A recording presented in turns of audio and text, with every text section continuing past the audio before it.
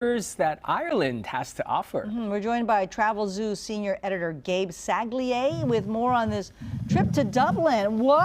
Oh, wow. Excuse is the us. stretch over? Are we still stretching? Yeah, you can keep stretching. Where are you? Well, hey guys, and this is a 3:48 stretch here because we're 7 hours later here in Ireland after the time change this morning. Check this out. That's Kilkenny Castle. I am in the town of Kilkenny, the city of Kilkenny, but it feels like a beautiful little storybook town. This is the most beautifully preserved medieval town in all of Ireland. About a 90-minute drive from Dublin. So the capital of Dublin, I was there this morning, and I drove took about 90 minutes to get here. And this is one of the great landmark destination attractions here in Kilkenny. Dates back to 1192. It's beautifully decked out in Victorian, furnishings and tapestries in there, and you can certainly visit it as a visitor to Kilkenny. Kilkenny is a great little town. I mean, this is we've got 2 Michelin-starred restaurants here. Condé Nast Traveler calls Kilkenny the friendliest city in Europe. But yeah, this old world. The architecture is still very much alive here. They have this, what they call the medieval mile, this basically a loop. You can walk around the city amidst all these great old buildings, these cobblestone streets. And it's just one of those great destinations, super close to the capital of Dublin, that you've got to visit next time you come out to the Emerald Isle.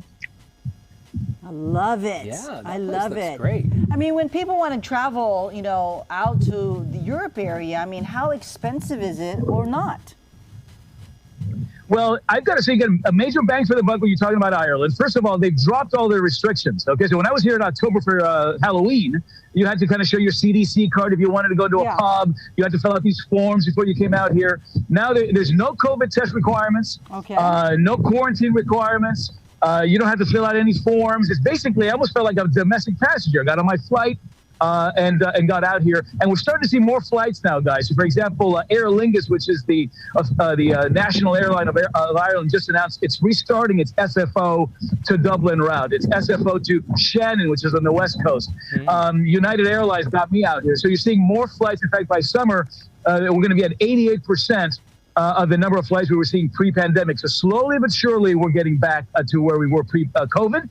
And as more of those flights get added, they'll become less and less expensive. Then you come to a city like Kilkenny, which is sort of out in the countryside, and you've got either B&Bs, which can be super affordable, and you've got 3, 4, and 5-star properties that you can stay at. So there really is something for pretty much everyone. And it's a big year to be out there in Ireland, especially for one of Ireland's greatest writers, right? James Joyce. So James Joyce. So those, I mean, who hasn't read Ulysses? 730 pages, 250,000 words, considered one of the great, if not the greatest piece of literature for the 20th century. James Joyce is obviously one of the most revered and beloved writers out of Dublin, out of Ireland. And Ulysses, of course, published 100 years ago.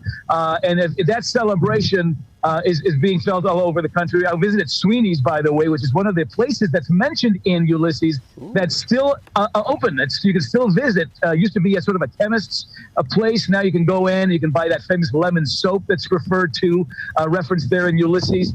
And let's face it, most of us probably have not read Ulysses, but we've heard of it, and it's sort of an homage to Dublin.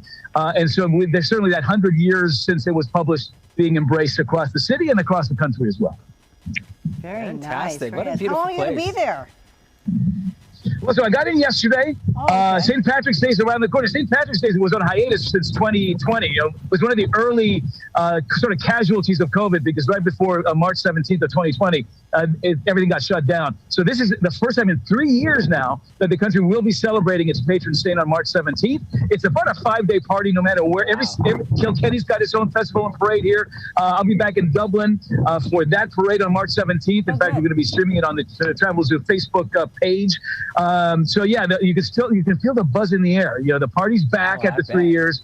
Awesome. Americans are back. I've met many of them doing these walking tours around Kilkenny, around Dublin, and it's starting to feel like slowly but surely we're getting back to normal.